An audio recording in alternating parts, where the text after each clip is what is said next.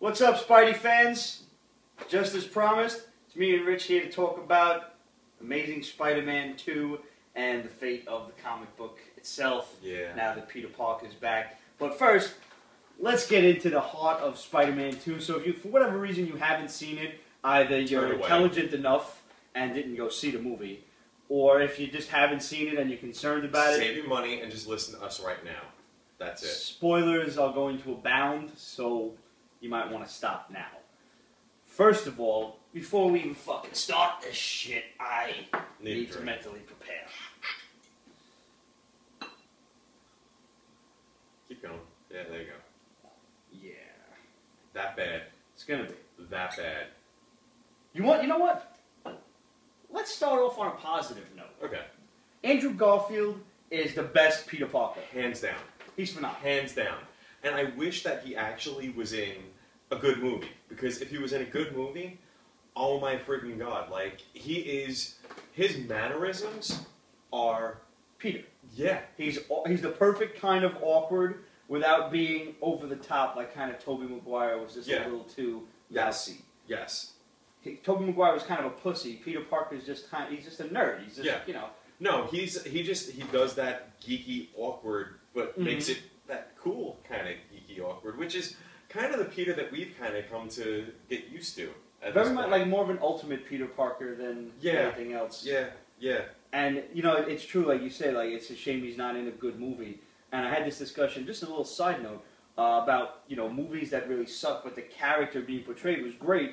And the first thing that comes to mind is Punisher Warzone.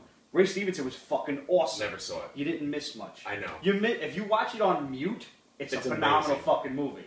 As long as you don't have to hear British dudes talking like me, you're good. No, well, speaking of which, that was one of the things that cracked me up in Amazing Spider-Man 2. Was basically hearing Andrew Garfield go between suddenly having a New York accent and then the New York accent. The scene when he's talking to Aunt May, he's like, yes. "You're my mother. I love you.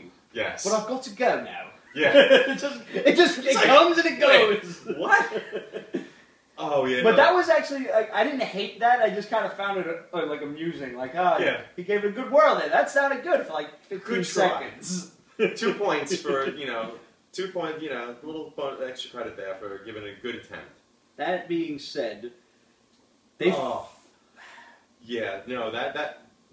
rest of the movie, they ruined the most iconic fucking scene in Spider-Man history. It affects him all the way to today. Right. And yet they wrap it up in a nice, neat little fucking bow in 5 minutes. First of all, in the movie, now the movie has this whole time is running out undertones. They're out of high school, and obviously their entire lives, the important part is behind them. Wait, so, is that, are we talking about time is running out for them, or time is running out for the movie, and that's why it got rushed? Oh no, time is running out for them. I'm trying to give the movie the benefit of the doubt here for just a second more. No. But did you catch that? Like, there's a whole, like, running out of time, like, you're leaving for Europe, we only have a few more moments together kind of thing. And so they've abandoned the Brooklyn Bridge scene in lieu of... pisses me off. Was the bridge scene that iconic for you? Was that necessary? Yes. Because here, let me explain. Because if you're going to have where something iconic happens, where love of Peter's life dies in some fictional freaking tower, are you serious? So, like, okay, how many times have we read a book with Spider-Man where he's, like, sitting there either on the Brooklyn Bridge kind of, like, brooding, or he swings past it and he's thinking about it. It's like, now we got this friggin' random clock tower with its dubstep friggin' power thing right outside. We'll get there. But, like, what benefit is there to take it from the Brooklyn Bridge, or even Manhattan Bridge, fine. Williamsburg Bridge, fine. 59th Street. It could be, take your choice. Friggin' George Washington, fine. I don't give a shit. I'm not like, hey, this has to be the Brooklyn Bridge. But it needs to be some sort of New York scene that he's going to see constantly. Absolutely. See, you bring up a good point. I didn't even take that into consideration. The thing I had taken into was, all right, you want to put it in a clock tower where time is running out. And we've all seen the trailer where Gwen is falling. Glenn or Glenn? And, you know, the cogs and the pieces of the clock are all around, the time's running out, oh fuck, I'm falling. Spidey saves her. In the comic, he does. He catches Gwen before she hits the water. Snap. He kills her.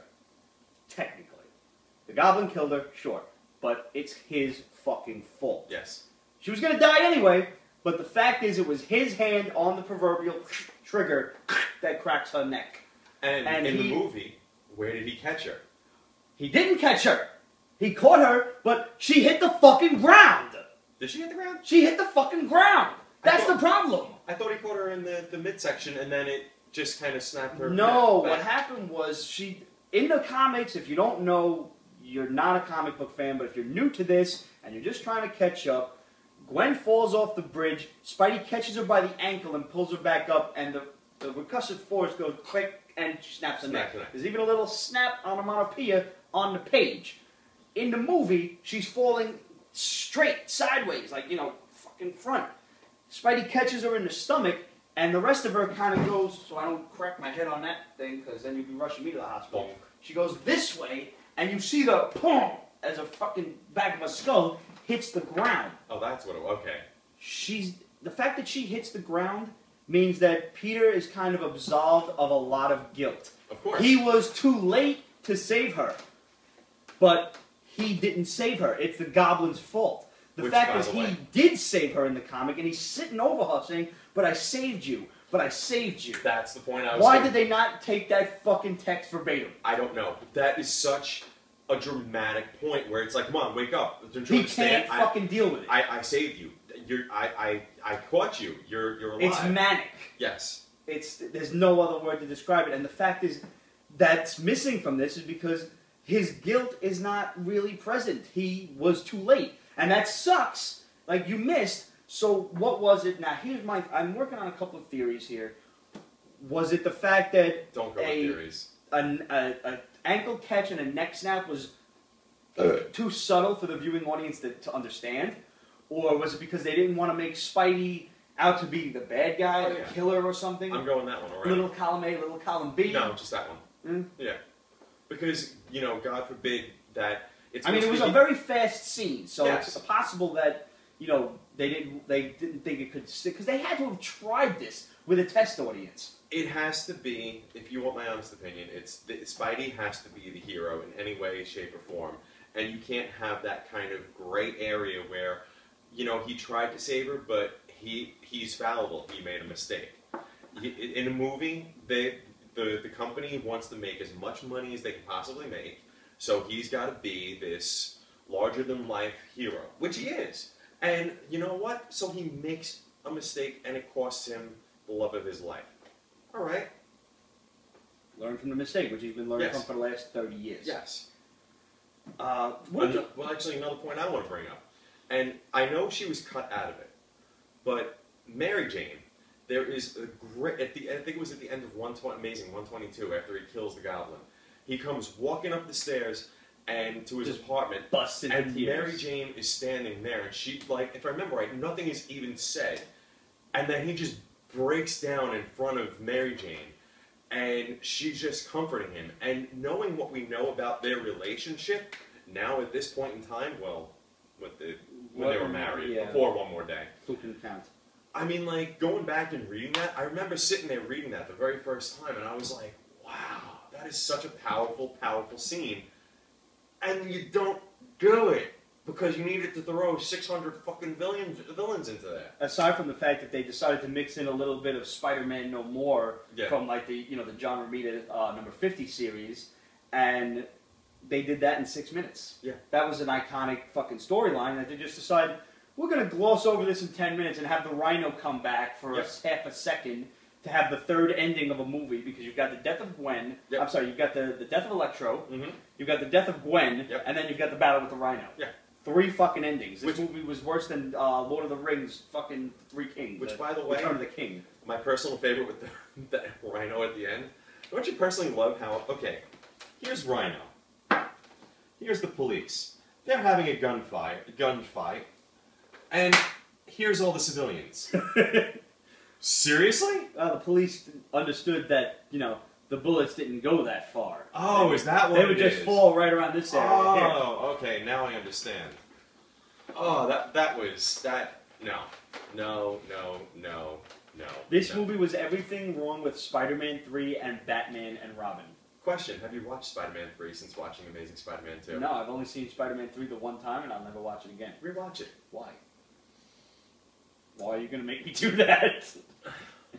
You know, it was one of those things that was on TV, and I was like, you know, I thought it was not too long after watching Amazing Spider-Man 2, I kind of popped it on, and I'm like, I'm sad to say, and I know some people might get mad at me for saying this, but I'm working on it.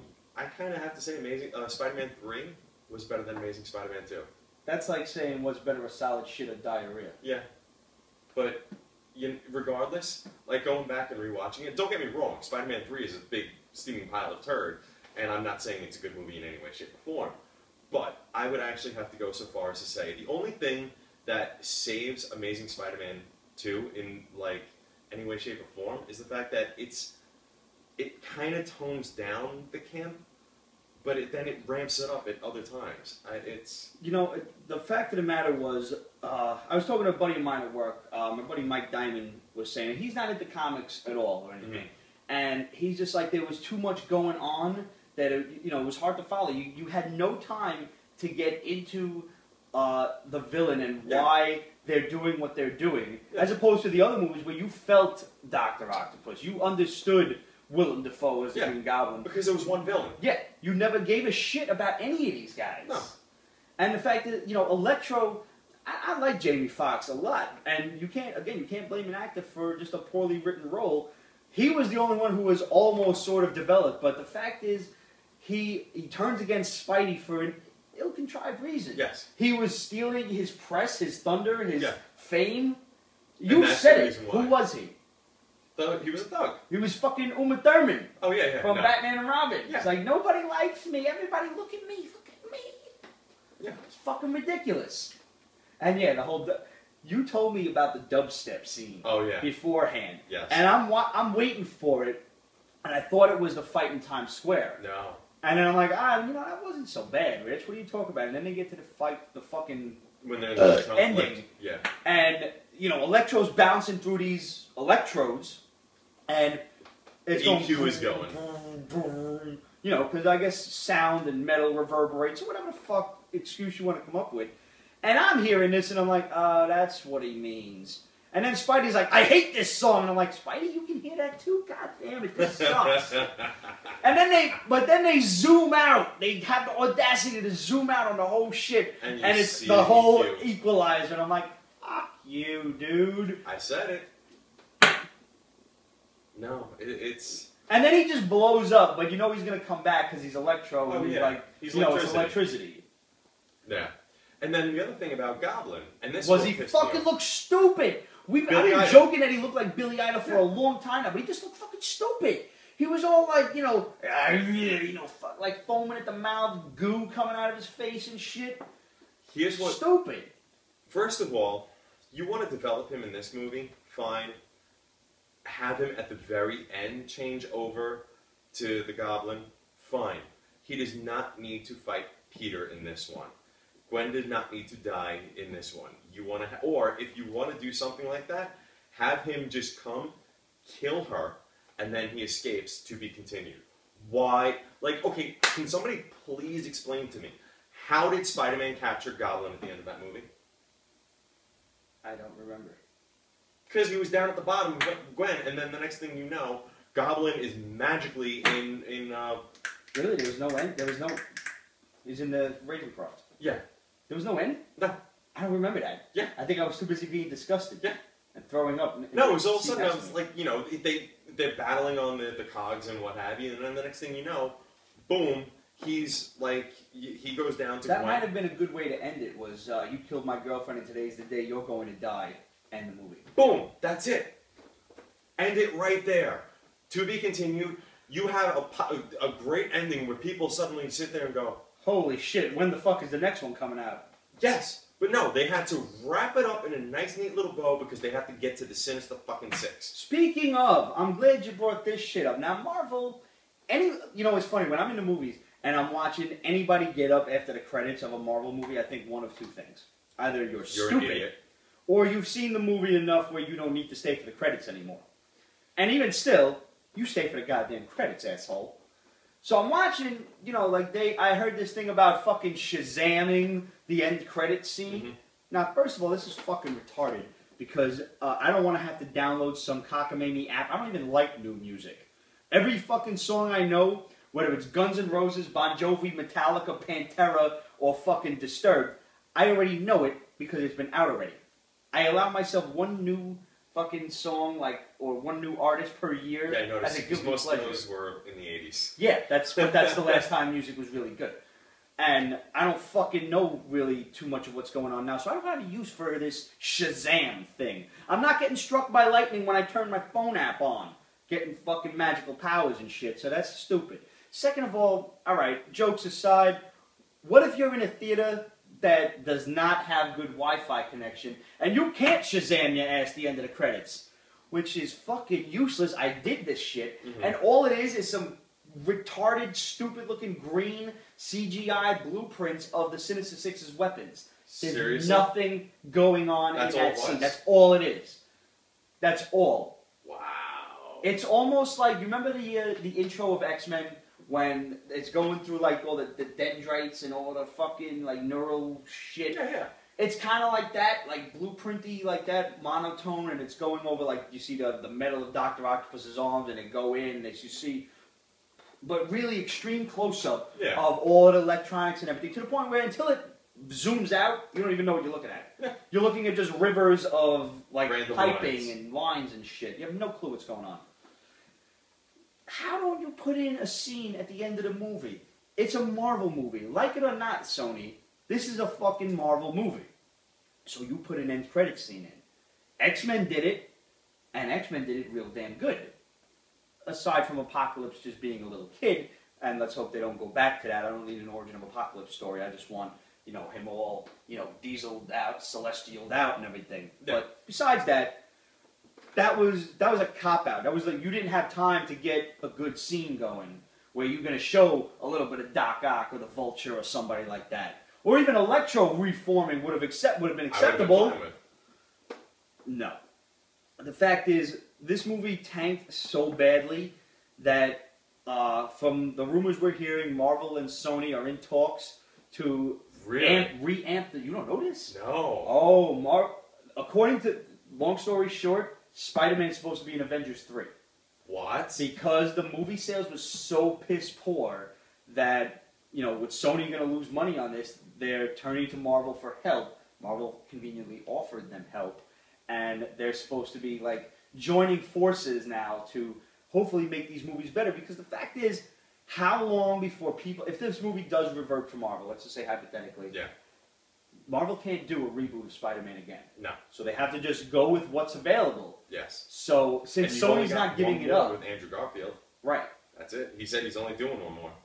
Fair enough. So is that going to be Sinister 6 or is that going to be ASM 3? Either way, that you have to, you know, you have to push this as much as you possibly can. Now, X-Men did okay, so Marvel can't touch that at this point. But they're not putting out any toy sales. They're not helping Fox at all. They're also canceling their entire Fantastic Four title run in lieu of the movie coming out. The disaster of a movie. They are fucking sticking it up Fox's ass with a very sharp metal spigot. Good. Good. And they were going to do the same shit to Sony until Sony said, all right, we give, let's work together. Yeah. So hopefully this happens soon. Well, the one thing I'm going to, and I've said this to you, and I've said it a couple of other times, don't get me wrong, I love Avengers. I had a shit ton of fun watching that movie. Avengers is going to be the death of comic book movies. How do you figure? This is interesting. Because you have, look at DC. What's DC doing right now? Rushing everything. What did Amazing Spider-Man do? Rushed everything. So in order to live up to... Because all they see is they see Avengers bottom dollar made over $1 billion. Not thinking that it took Marvel 8 years to get there. And was it 9 movies? So was Iron Man, Iron Man 2, Hulk, Thor, Captain America, 5 movies before that, and then X amount of. However, Marvel's got the whole thing planned out spectacularly. 2029. But you're right. This is going to be the death of comic book movies because fans are going to get tired of this shit, and they're going to rush these fucking movies. Yeah. They're going to suck, and then people are going to get more and more tired of it, and then we're going to see the decline of comic book movies, which is fucking inevitable. You're right, unfortunately. Yes. It's sad because Marvel did it right, and I don't. I'm not trying to sit there and say like, oh, Marvel fucked up and they killed everything. No, that's not what I'm saying. What I'm saying is everybody, all these other companies are gonna fucking kill it around. Are gonna kill it around because they're not willing to do like DC is and Warner Brothers, right? Is DC? Sure. All right, so they're not gonna take the time to invest in. Hey, let's make a Superman movie, Green Lantern, Wonder Woman. They were originally gonna do that, but. And like all these other movies, and then hey, let's make a Justice League movie. No, we had a Batman movie, Batman trilogy that just ended. We had a Superman movie that was, and now we're gonna make a Justice League movie, which with is everyone in it for Batman 6 minutes. That, unfortunately, is a discussion for another day. Yes. As I'm going to finish my drink, and we promised to get Rich back for when Amazing Spider-Man #3 comes out, the comic book, not the movie. Yeah. And we can discuss what's going on with that. But for now, guys, overall, Amazing Spider-Man 2 was... Avoid it. It just wasn't that good. It was not good. Andrew Garfield was great. Emma Stone was phenomenal. Both of them were... And when they were on screen together... I'm going to close out on one last thing. There's a rumor going around, there's even an internet picture going around, of Emma Stone with her natural red hair. Really? With a sign that says, "Face the tiger, you hit the jackpot." How would you feel if they recast her as Mary Jane? Which would be an interesting juxtaposition to why he likes Mary Jane so much, because she reminds him of Gwen. I'm against it. I don't know who I would cast her. Actually, I love Emma Stone. Actually, you know who I would cast as her? As Mary Jane? She might, I don't know if she's, no, she could probably pull it off. We were talking about this. Doctor Who? Karen Gillan. I never watched it. She would be perfect. I mean, she would have to lose her little Scottish accent, but... Guys, who would you cast as Mary Jane? Let us know. Questions at peachbasement.com. Just title that shit Mary Jane, or start a thread on Facebook. And once again, thanks for watching, and we'll see you next time. Thanks for coming. Thanks for having me.